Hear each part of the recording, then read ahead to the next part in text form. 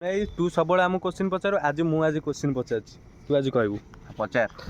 କୋଉ ଡର ଝିଅ ପିଲାଙ୍କ ସୌନ୍ଦର୍ଯ୍ୟକୁ ବଢିବାରେ ସାହାଯ୍ୟ କରେ? କୋଉ ଡର ଝିଅ ପିଲାଙ୍କ ସୌନ୍ଦର୍ଯ୍ୟ ବଢ଼ିବାରେ ସାହାଯ୍ୟ କରେ? ବାପା ଡର। ନା।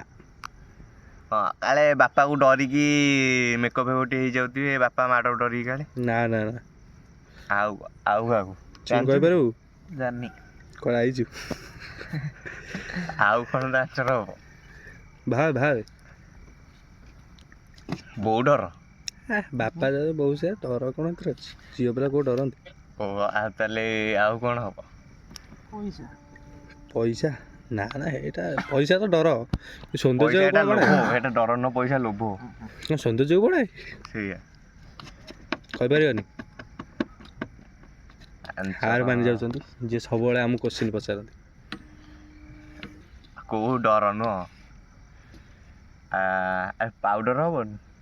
ପାଉଡର ଡର ଆମକୁ କ୍ୱେଶ୍ଚିନ୍ ପଚାରୁଛି ତ ପାଉଡର ଡର ସେଟା ଡର ନାହିଁ, ପାଉଡର ଝିଅ ପିଲାଙ୍କ ସୌନ୍ଦର୍ଯ୍ୟକୁ ବଢେଇଥାଏ। ଏଇଟା ହଉଛି